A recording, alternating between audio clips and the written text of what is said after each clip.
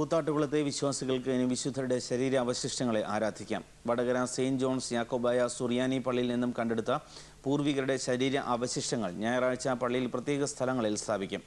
വിശ്വാസികൾ പരിശുദ്ധരായി കണക്കാക്കുന്ന ശമുവേൽ പ്രവാചകന്റെയും കുര്യാക്കോസ് ഗീവർഗീസ് സഫദമാരുടേതുമാണ് തിരു അവശിഷ്ടമെന്ന് പള്ളി അധികൃതർ പറയുന്നു. കോഴിക്കോട് ജില്ലയിലെ വടകരയിൽ നിന്നുമെത്തിയവരാണ് 1000-ലേറെ വർഷം മുമ്പ് കൂത്താട്ടുകുളത്ത് സെന്റ് ജോൺസ് പള്ളി സ്ഥാപിച്ചതെന്നാണ് ഐതിഹ്യം. പള്ളിയിരിക്കുന്ന പ്രദേശം ഇപ്പോൾ വടകര എന്നു തന്നെയാണ് അറിയപ്പെടുന്നത്. വടകര പള്ളിയിൽ അനേക വർഷം താമസിച്ച യൂയാക്കിം മോർ കൂറിലേസ് ബാവ സൂക്ഷിച്ച തിരുശേഷിപ്പുകളാണ് ഇപ്പോൾ പ്രത്യേക സ്ഥാനമൊരുക്കി ആരാധനയ്ക്കായി സ്ഥാപിക്കുന്നത്. യൂയാക്കിം മോർ കൂറിലോസ് തിരുമേനി ഈ മലങ്കര ഭരിക്കുന്ന കാലത്ത് അദ്ദേഹം അവിടെ ക്ഷേമരാജ്യത്തിൽ നിന്നാണ് ഈ പരിശുദ്ധന്മാരുടെ തിരുശേഷിപ്പുകളിലൂടെ കൊണ്ടുവന്നത്. അത് എൻ്റെ പിതാക്കന്മാരെ ഏൽപ്പിച്ചു. അങ്ങനെ ഇവിടെ ആർക്കും അറിഞ്ഞുകൂടാ. അവസാനം എൻ്റെ അപ്പൻ അത് പറഞ്ഞതെന്ന് എനിക്കറിയാമായിരുന്നു. ഞാനാണിപ്പോൾ അത് പുറത്തു വിട്ടത്. ഞായറാഴ്ച രാവിലെ പ്രത്യേക ചടങ്ങുകളോടെയാണ് ശേഷിപ്പുകൾ പുറത്തു സ്ഥാപിക്കുന്നത്.